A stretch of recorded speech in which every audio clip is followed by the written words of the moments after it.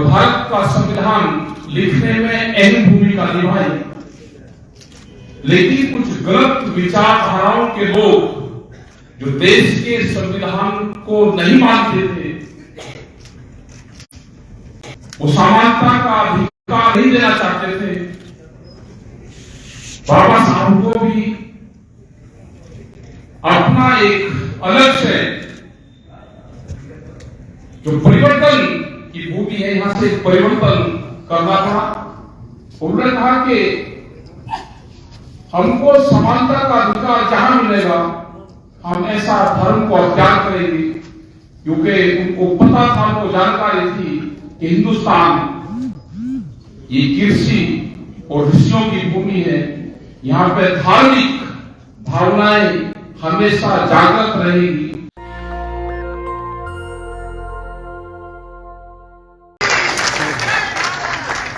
जय भीम, जय भारत, सत श्री अकाल, ये नारे हमेशा गूंजते रहे।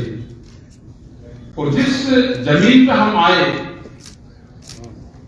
ये बहुत से विचारधाराओं की धरती है, ये नागपुर। यहां से बाबा साहब ने एक वैचारिक परिवर्तन किया, और यह भूमि इसलिए भी महत्वपूर्ण है कि बाबा साहब पूरी दुनिया में गए, बहुत से देशों में पढ़ाई की, वहां के संविधान देखे, और भारत का संविधान लिखने में अहम भूमिका निभाई, लेकिन कुछ गलत विचारधाराओं के लोग जो देश के संविधान को नहीं मानते थे, वो समानता का अधिकार नहीं देना चाहते थे। बाबा साहब को भी अपना एक अलग से जो परिवर्तन की भूमि है, यहां से परिवर्तन करना था। उन्होंने कहा कि हमको समानता का अधिकार जहां मिलेगा हम ऐसा धर्म को अख्तियार करेंगे, क्योंकि उनको पता था, उनको जानकारी थी कि हिंदुस्तान ये कृषि और ऋषियों की भूमि है। यहाँ पे धार्मिक भावनाएं हमेशा जागृत रहेगी, और अपने समाज के लिए उन्होंने जो काम किया, उनके उत्थान के लिए जो काम किया, हमेशा उनको याद करते रहेंगे। एक शब्द आता है कि पिछड़े,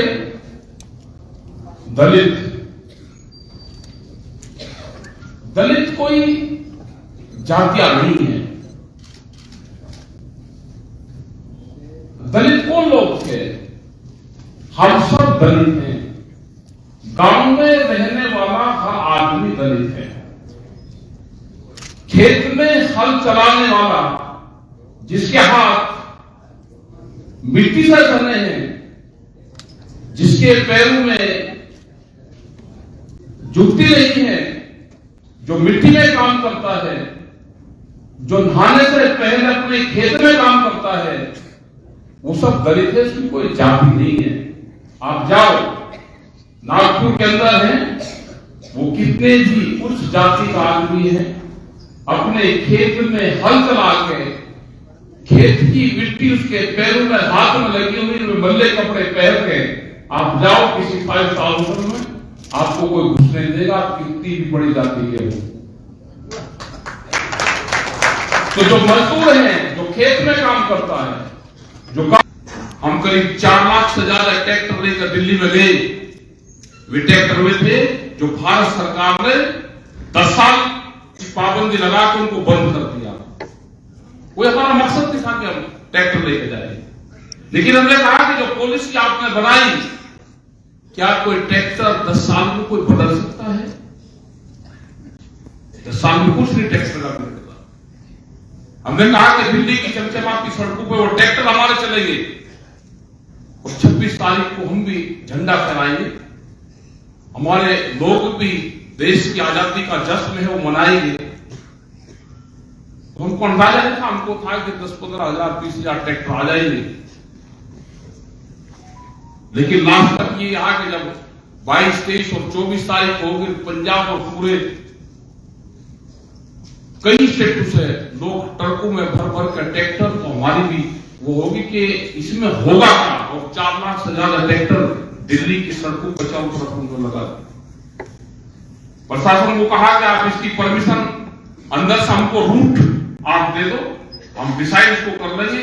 इधर के बोर्ड ट्रैक्टर इधर से निकालते हुए 10, 15, 20, 25 किलोमीटर दिल्ली के अंदर वो चले जाएंगे और लोग अपने गांव वापस चले जाएंगे। लेकिन वे तो षड्यंत्रकारी है, क्योंकि ये जो धरती है यहाँ पे नागपुर में है, ये बैठ के पूरा प्रोग्राम यहाँ पर बनाते हैं। ये विचारधारा यहाँ पे जाती है पूरे प्रेस के लोगों को, पूरे प्रेस के लोगों को क्या उनका बूझना है वो यहां से जारी होता है, इसी नागपुर की धरती से जारी होता है कि प्रेस के लोगों को क्वेश्चन क्या बूझना है। उन्होंने जो रास्ते हमको दिल्ली में दिए और 25 तारीख की रात तक वो बहकाते रहे, नक्शा बनाते रहे, देते रहे, और बना के हमने जब सुबह ही चले तो जोन से रास्ते हमको दिए, उसी रास्ते पर ले गई थी। कभी ये कर क्या रहे थे ना, यहाँ ये ऐसे चल रहे हो तो रोंग साइड से करे, वहां पर महिला पुलिस लगा रखी। महिला पुलिस का मतलब ये है कि इनके साथ में अगर बदतमीजी करे, कहें देखो जी महिलाओं के साथ में कर रहे, और जो दिल्ली जाने के रास्ते थे वे खुले छोड़ रखे, और लाल किले का रास्ता बता रहे, लाल किले पे जाओ, लाल किले पे जाओ। भाई लाल किले पे अगर किसान को जाना होता तो पार्लियामेंट पे जाता, किसानों के साथ में पूरा षड्यंत्र रचा, और फिर वो दिखाएगा कि इन्होंने झंडे का अपमान किया। हम तो 4, 5, 6 लाख झंडे तिरंगे वैसे ही लेकर गए थे, देश वहां की दिल्ली की जनता फूल से वर्षा कर रही थी,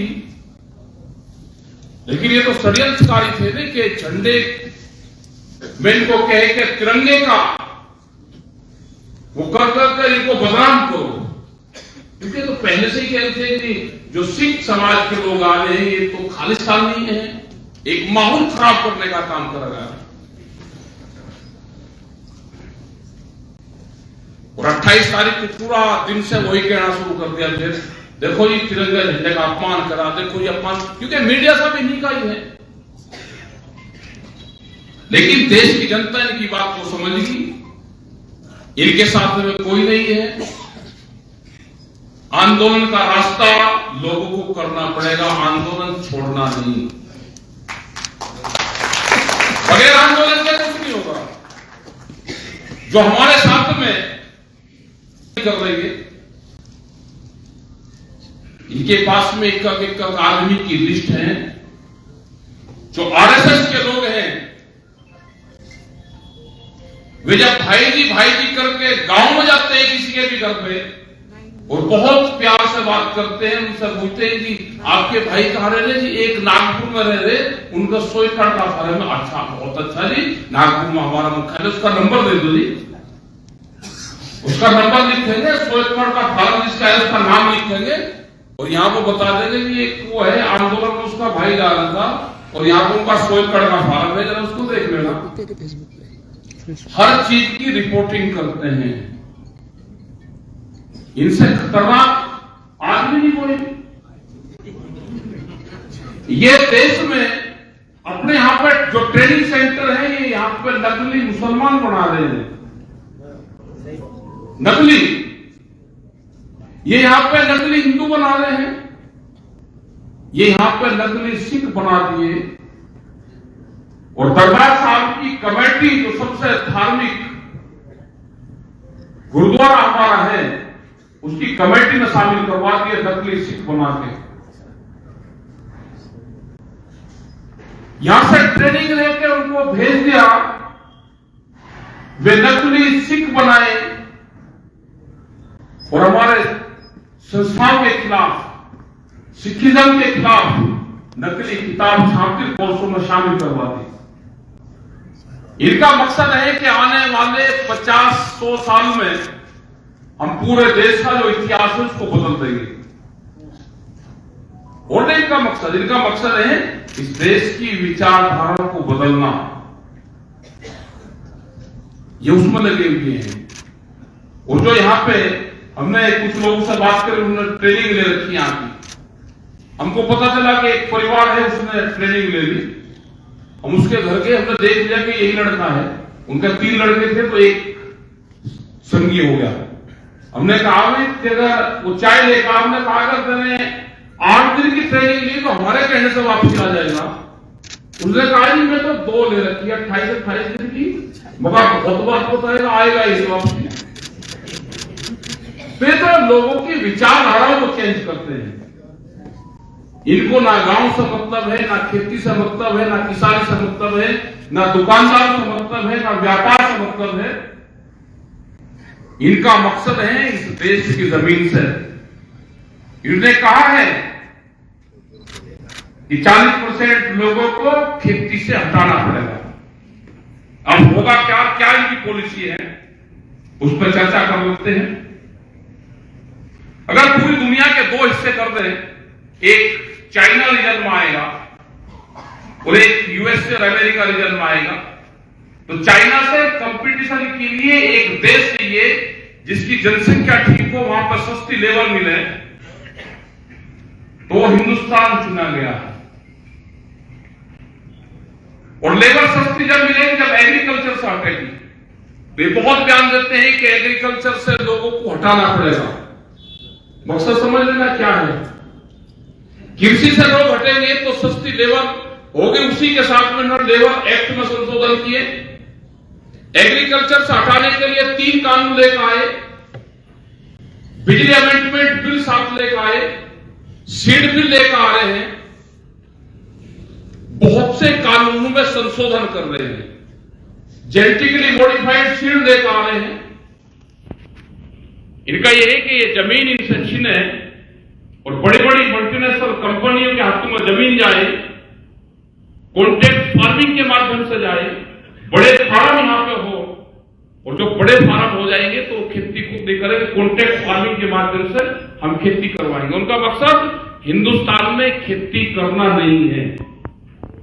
उनका मकसद है हिंदुस्तान में 30 से 50 साल में ये कॉन्ट्रैक्ट फार्मिंग के जरिए इस तरह के सीड और पेस्टिसाइड लेकर आएंगे कि हिंदुस्तान में 1 भी किलो अनाज पैदा ना हो। ऐसा नहीं कि इनकी 5 साल सत्ता आ गई और इनकी पॉलिसी फेल हो रही है। इनकी पॉलिसी बहुत खतरनाक है।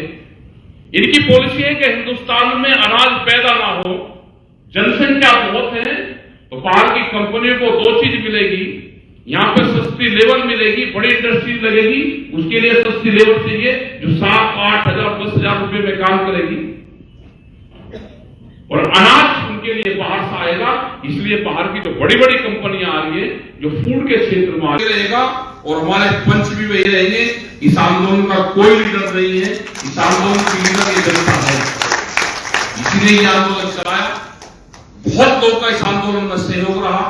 वे वहां तक नहीं भी जा पाए तो भी वे आंदोलन का हिस्सा बने रहे। और आने वाले टाइम पे भी हमको अपनी जमीन बचानी है, फसल और नस्ल हमको बचानी है, तो आंदोलन का हिस्सा बनना पड़ेगा। एक फसल कुर्बानियां देनी पड़ेगी एक फसल की।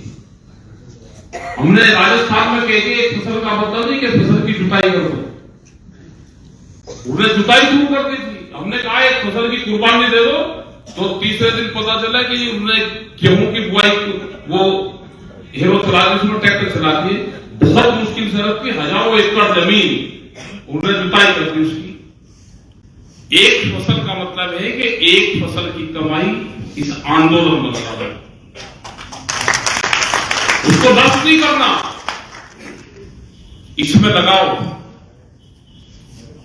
क्योंकि आंदोलन बहुत जगह चलाने पड़ेंगे। यहां पे भी एक प्रोग्राम था तो इसका भी खर्चे बैठते हैं। तो जो लोग भी आंदोलन करेंगे, और खासकर के महाराष्ट्र में जहां पे आंदोलन कमजोर है, हम यहां पर आते रहेंगे, हमारे लोग यहां पे आते रहेंगे, और जब जब भी जो कोई बुलाएगा, छोटी मीटिंग हो बड़ी मीटिंग हो, आप आंदोलन की तैयारियां करो, आंदोलन यहां पे कमेटियां बनाओ, संयुक्त मोर्चे की कॉल जब हो तो उसके लिए आप खड़े रहें। ट्रैक्टर हमारा सबसे बड़ा हथियार इस आंदोलन में रहा। बैरियर जब टूटते थे तो उसी से टूटते, बैरियर हाथों से नहीं टूटते। ये कलयुग के आंदोलन है, इनमें ताकत का भी इस्तेमाल करना पड़ता है। और हमारे सरदार साहब ने बताया कि ये ट्रैक्टर तो 1965 में भी देश की लड़ाई में काम आया और ये हमेशा आगे भी काम आता रहेगा। अगर आंदोलन कमजोर होगा तो 10 साल पुराना ट्रैक्टर टूटेगा। जो लोग खेती किसानी करते हैं वो कानून आगा एनसीआर और जो बड़े शहर है उसमें वो ट्रैक्टर भी जो डीजल वाहन है उसमें उन्होंने शामिल कर दिया कि इसको हटाया जाए। कागजों में एक दूसरे के वो कागज चढ़ता ही नहीं ट्रैक्टर। तो अपने आंदोलन को मजबूत रखो, अपने संगठन को मजबूत रखो और जो लोग आंदोलन में हिस्सेदारी करते हैं उसको मजबूत रखें। और बहुजन समाज की जो परिभाषा है वो आपको बताएगी, कोई उच्च जाति का नहीं है। किसी को तजर्बा लेना है तो खेत में हल चला के वही कपड़े पहनकर आप कहीं शहर के किसी बिल्डिंग में चले जाना, तो शहर के लोग हैं, अगर आपको अपने दरवाजे पर अंदर बैठा ले तो खेत में काम करने वाले लोग सब बहुजन हैं, सब उसी समाज से हैं। बाबा भीमराव अम्बेडकर के परिवार के लोग भी रहते हैं यहाँ पे। उनके परिवार के लोग मिले, हमने उनको कहा भाई आप यूपी में, राजस्थान में उधर आप जाओ, आंदोलन जब होते हैं या बड़ी मीटिंगें होती हैं आप उसमें भी आप जाओ। क्योंकि बहुत लोगों को ये पता ही नहीं कि बाबा साहब के भी परिवार के लोग अभी हैं, लेकिन वे यहां तक ही रहते हैं। उनको भी जब इस तरह की जब मीटिंग हो तो उनके परिवार के लोगों को बुलावे, उसमें बहुत आस्था उनके परिवार में लोगों की है। तो जो कमेटी है कभी भी इस तरह के प्रोग्राम हो उनको भी बुलाओ। अपने यहाँ पे गुरुद्वारे हैं उनका भी सम्मान, जो कमेटियां हैं वहां पे भी जाते रहो, क्योंकि जब भी आंदोलन होंगे तो गुरुद्वारे नंबर 1 पे हमारा साथ देंगे। जय श्री अकाल जी। क्योंकि ये कलयुग है, कलयुग में भूख हड़ताल से कामयाबी नहीं मिलेगी। भूख हड़ताल जब करते थे, जब राजा प्रथा थी कि राजा से लड़ नहीं सकते थे तो भूख हड़ताल कर ले, राजा को दया आ जाए और हमारा काम कर दे। ये तो कलयुग के राजा हैं, यहां दया की नहीं, जैसे ही आपने गर्दन नीची करी ये कतर करेंगे। ये पूजा पाठ करने वाले हैं, लेकिन ये उस खानदान से जिस खानदान में बलि प्रथा थी मंदिरों में, ये उस खानदान के हैं, याद रख लेना। ये पूजा पाठ करने वाले हैं लेकिन ये बलि प्रथा वाले हैं। इनसे डरने की जरूरत नहीं, ये डरपोक मुक्त नहीं है। आप डटकर खड़े रहोगे, इन्हें पूरे सिस्टम को कैप्चर कर लिया। सब लोग हमारे संपर्क में हैं, 100 विभागों के लोग संपर्क में। उन्होंने कहा जी हटना नहीं, हटना नहीं। एक जगह साहब के ऊपर मुकदमा था ले लेगा, आज पर्चा सारी ये होगी जी कुर्सियों को कहने में चलो चले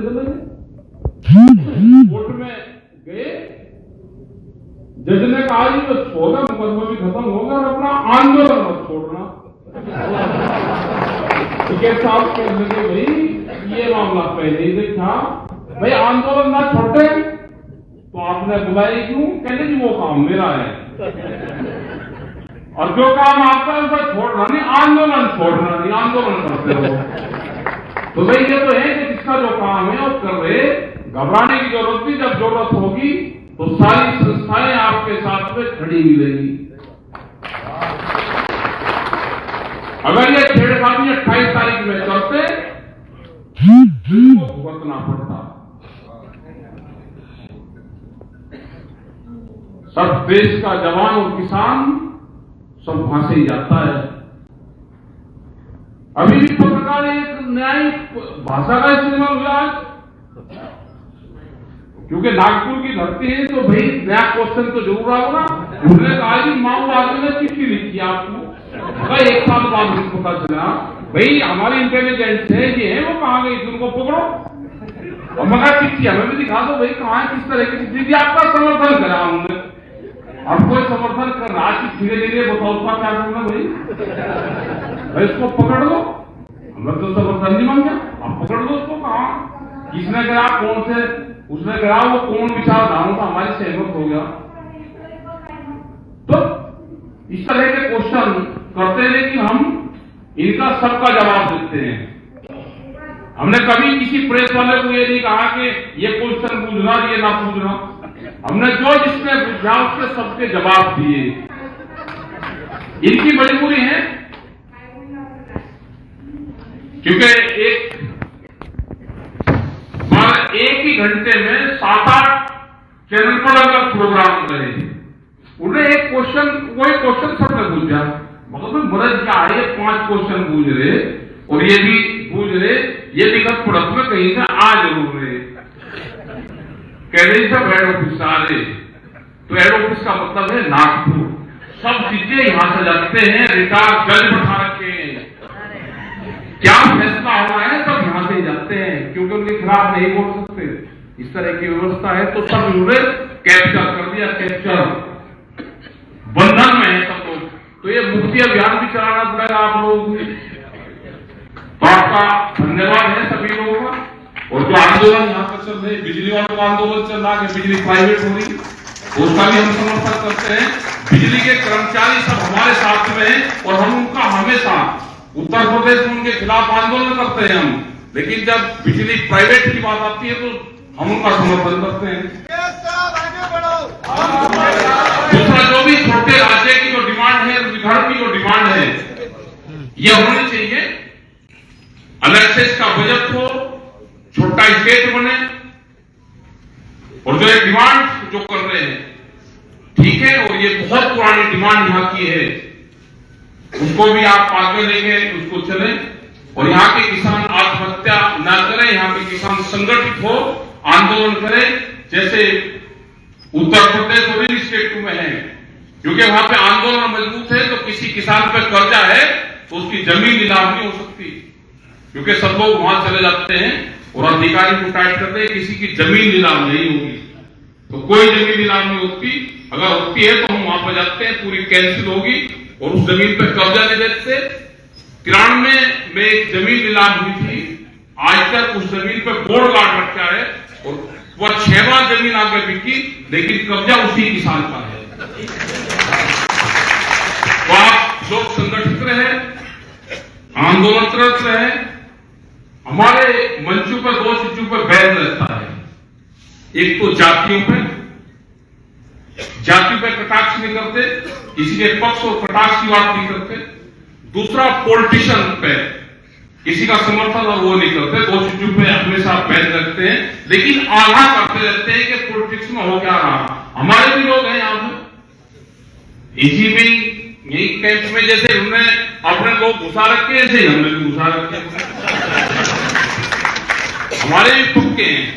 तो आपका धन्यवाद। और ये एमएसपी की लड़ाई, स्वामीनाथन कमेटी की जो लड़ाई है वो देश भर में जारी रहेगी।